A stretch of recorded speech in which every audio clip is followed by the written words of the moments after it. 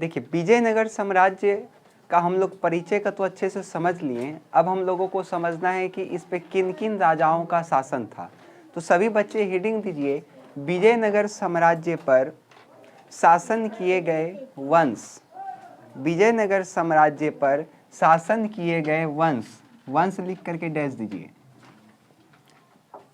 मुख्य रूप से 4 वंश ने इस पे शासन किया था।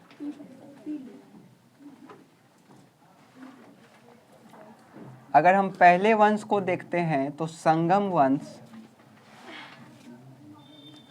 सालू वंश, तालु वंश और एक आपका है आरवीडू वंश।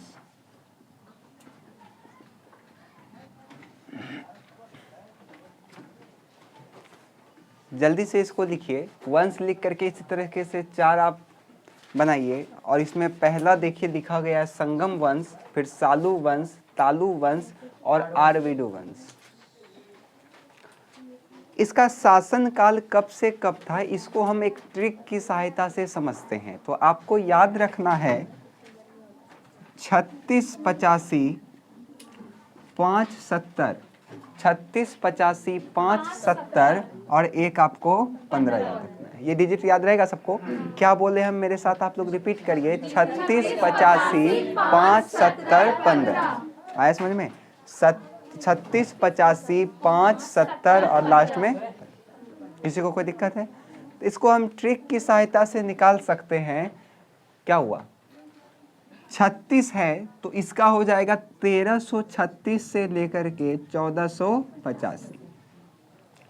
फिर दूसरे का 1485 से लेकर के 1505। फिर आपका 1505 से लेकर के 1570। फिर लास्ट है आपका 15, तो 1570 से लेकर के 1615। इसी तरह आप लोग भी लिख लीजिए। याद हो गया सबको ईस्वी, किस प्रकार से हमने ईस्वी को ट्रिक की सहायता से याद किया? तो आप लोग हमको बताइए, संगम वंश का शासन काल कब से कब था? सालू वंश का, तालु वंश का और लास्ट आरवीडू वंश का। याद हो गया? अब हम लोग जो 12वीं क्लास का सिलेबस में है आपको, तो इसमें से आपको मात्र कृष्णदेव राय के बारे में पढ़ना है और विजयनगर साम्राज्य का स्थापत्य कला के बारे में पढ़ना है और एक आपका आयंगर व्यवस्था पढ़ना है। फिर आपका ये लेसन समाप्त हो जाएगा 12th के हैसियत से। लेकिन इसका सिलेबस बहुत बड़ा है इस लेसन का स्पेशली, लेकिन 12th में आपको जितना दिया गया है एनसीईआरटी में हम आपको उतना ही बताएंगे। इसका एक्स्ट्रा वीडियो हम बाद में पोस्ट कर देंगे, ठीक है? तो यहाँ पे वंश सब लिख लिया है, हो जाएगा यहाँ तक में ना?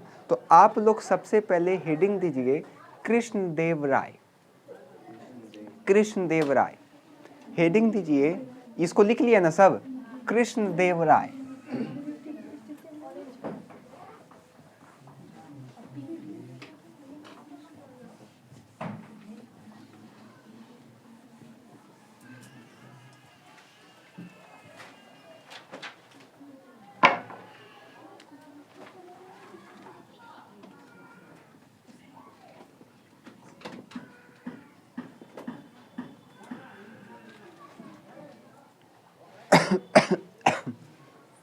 दिए हेडिंग? अब कृष्णदेव के राय के बारे में ध्यान से सब समझेगा, क्योंकि एग्जाम में क्वेश्चन भी आता है लॉन्ग में कि कृष्णदेव राय की उपलब्धियों के बारे में बताइए। अगर आप क्वेश्चन बैंक कभी उल्टा के देखे होंगे तो आपको ये वाला क्वेश्चन से भेंट हुआ होगा कि कृष्णदेव राय की उपलब्धियों को बताइए, लॉन्ग में पूछता है। तो ध्यान से इसको केवल आप लोग समझिएगा। कृष्णदेव राय जो थे वो हम कह सकते हैं कि विजयनगर साम्राज्य का सबसे महान शासक में से एक था, जिन्होंने ना कि युद्ध की मदद से अपने साम्राज्य को फैलाया, इसके साथ साथ में उन्होंने साहित्य को भी बढ़ावा दिया, मंदिर स्थापत्य कला को भी बढ़ावा दिया। इनका उपलब्धि बहुत ज़्यादा है, इसलिए आपके सिलेबस में कृष्णदेव राय के बारे में पढ़ना दिया गया है। बात समझ में आए? आपको जो मैप मिला होगा उसमें आप विजयनगर साम्राज्य को ध्यान से देख सकते हैं। सब बच्चे अपना अपना मैप निकालिए जो यहाँ से मिला है आपको। विजयनगर साम्राज्य को आप ध्यान से देखिए। विजयनगर साम्राज्य आपको दिख गया नक्शा में? देखिए, क्या आपको विजयनगर साम्राज्य वहां दिख गया? उसके ऊपर आपको बहमनी साम्राज्य दिखेगा। दिखा बहमनी साम्राज्य? उसके ऊपर बहमनी साम्राज्य दिखा? सबको पिनअप कर लिए हैं क्या? देखें, हाँ, इसको भी दिखा देते हैं। देखिए, दिख रहा है ना? ये आपका हो जाएगा कौन सा? विजयनगर साम्राज्य। इसके ऊपर में देखिए बहमनी साम्राज्य दिखा, और इसी के जस्ट बगल में आपका उड़ीसा है। अगर आप भारत का नक्शा को ध्यान से देखिएगा तो इसी के बगल में आपका उड़ीसा है। तो कृष्णदेव राय ने 1513 ईस्वी में उड़ीसा पर उन्होंने आक्रमण किया। मतलब उड़ीसा को अपने साम्राज्य में मिलाने के लिए उन्होंने क्या किया? आक्रमण किया। आक्रमण करके वहां का जो शासक था, उड़ीसा का राजा गजपति प्रतापरुद्र, उसको उन्होंने क्या कर दिया? पराजित कर दिया। इसके साथ साथ 1520 में उन्होंने आदम शाह को भी पराजित किया और बाजीपुर नामक स्थान पर अपना कब्जा को प्राप्त किया। हम उपलब्धि के बारे में पढ़ रहे हैं, कृष्णदेव राय के बारे में, ध्यान से समझिएगा। कृष्णदेव राय राजा रहते रहते अपने जीवन में क्या क्या किया, बस हमको वही पढ़ना है। तो कृष्णदेव राय जो थे वो विजयनगर साम्राज्य का काफ़ी ज़्यादा महानतम शासक था। उन्होंने न केवल अपने साम्राज्य को बढ़ाया बल्कि अपने साम्राज्य में साहित्य तथा स्थापत्य कलाओं को भी क्या दिया? बढ़ावा दिया। समझ में आया?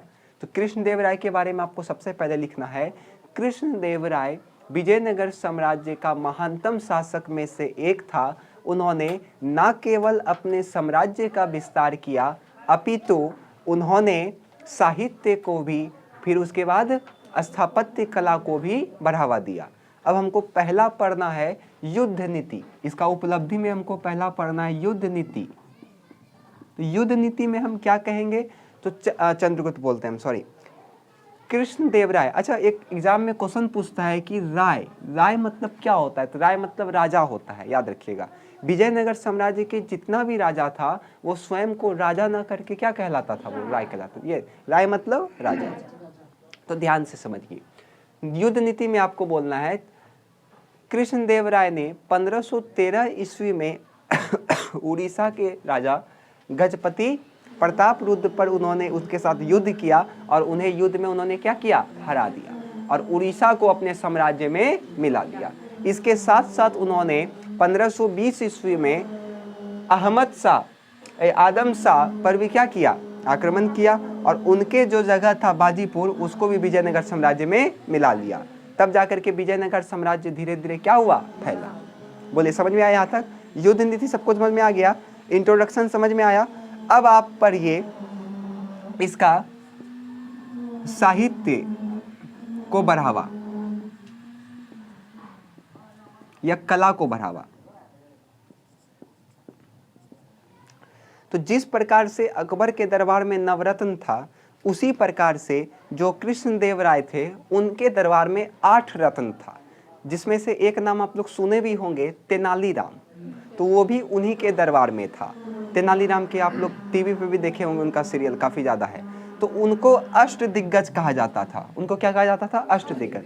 8 रत्न था जिसे कहा क्या जाता था? अष्ट दिग्गज। बात समझ में आया? इसके साथ साथ उन्होंने खुद तेलुगु भाषा में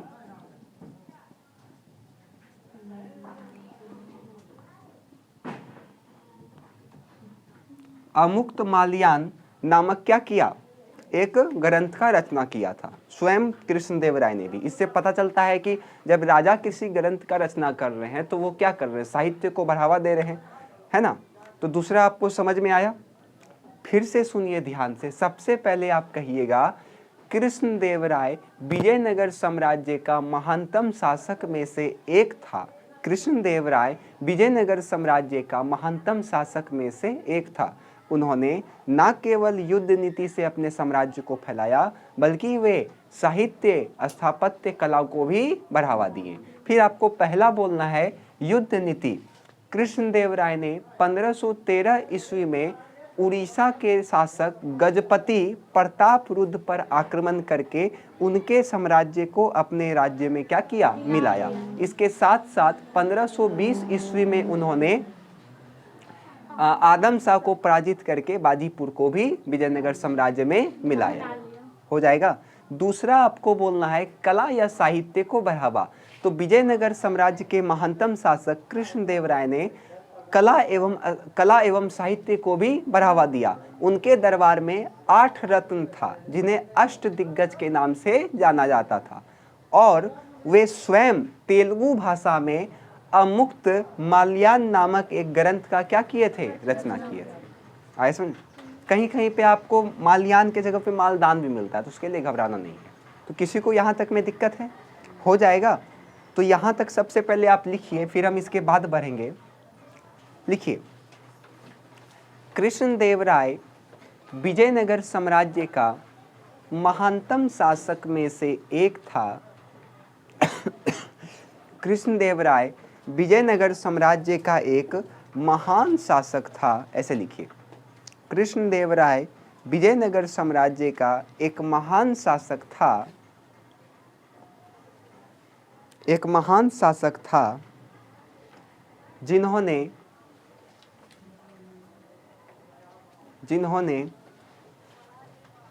न केवल युद्ध की नीति से अपने साम्राज्य को बढ़ाया, न केवल युद्ध की नीति से अपने साम्राज्य को बढ़ाया,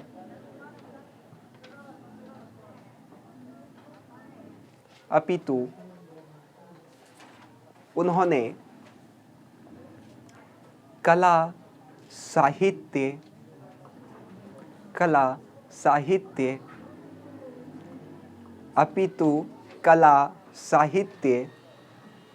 एवं स्थापत्य कला को भी बढ़ावा दिया,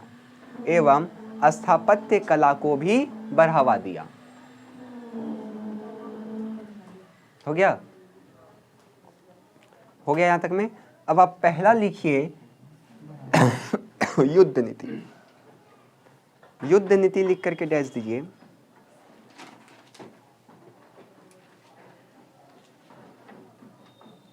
क्या हुआ? लिखिए, युद्ध नीति लिख करके डैश दीजिए। लिखवाएं? लिखिए, कृष्णदेवराय ने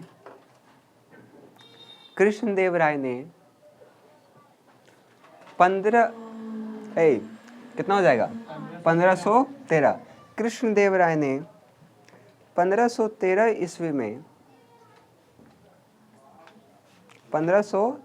ईस्वी में उड़ीसा के शासक गजपति प्रताप रुद्र पर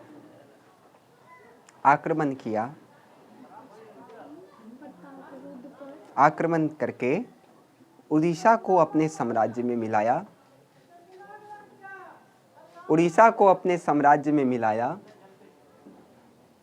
तथा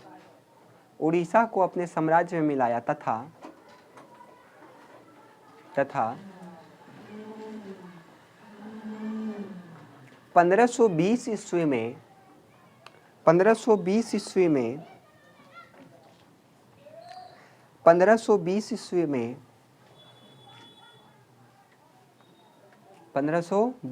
में आदम शाह को पराजित करके बाजीपुर पर अधिकार प्राप्त किया। आदम शाह को पराजित करके बाजीपुर पर अधिकार प्राप्त किया। हो गया। अब उसके बाद लिखिए, कला तथा साहित्य को बढ़ावा। उसके बाद लिखिए, कला तथा साहित्य को बढ़ावा। कला तथा साहित्य को बढ़ावा। इसमें लिखिए डैश दे करके, कृष्णदेवराय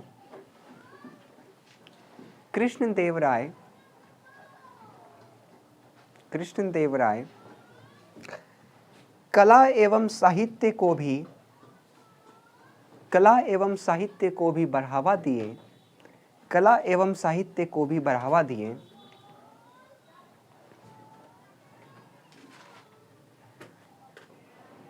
कला एवं साहित्य को भी बढ़ावा दिए। अच्छा, एक बात हमको आप लोग बताइए, इसने युद्ध कब किया? 1513 में। तो क्या आप बता सकते हैं क्या इसका वंश क्या था? कौन से वंश का ये था? कौन से वंश का था? कौन सा? तालु। कौन सा वंश का था? तालु वंश का। क्योंकि तालु वंश का समय क्या था? 1505 से लेकर के 1570 तक, ये था ना। तो इसी के बीच में न तेरा आएगा। तो तालु वंश विजयनगर साम्राज्य में तीसरा वंश था, जिसके शासक का नाम क्या था? कृष्णदेव राय। और पहले शासक का नाम था वीर नरसिंह। क्या था नाम था? वीर नरसिंह। समझ में आ गया? चलिए, ये छूट गया था थोड़ा सा, तो अभी हम बता दिए। क्या लिखवाएं? दूसरा में क्या लिखवाएं? साहित्य को भी बढ़ावा दिया। उनके दरबार में अष्टदिग्गज थे, अर्थात 8 रत्न रहते थे। अर्थात 8 रत्न रहते थे। अर्थात 8 रत्न रहते थे।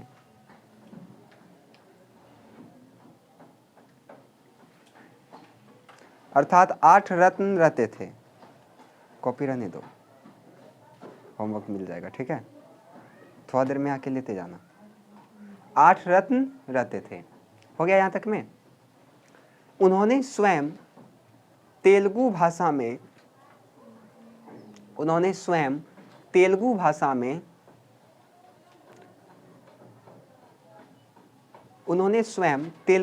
में अमुक्त माल्यान नामक ग्रंथ का भी रचना किया था। अमुक्त माल्यान नामक ग्रंथ का भी रचना किया था, लिखा हुआ यहाँ पे। अमुक्त माल्यान नामक ग्रंथ का भी रचना किया था।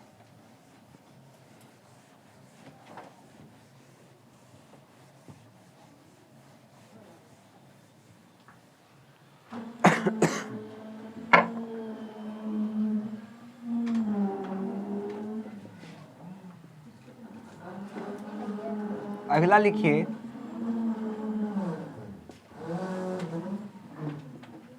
स्थापत्य कला को बढ़ावा।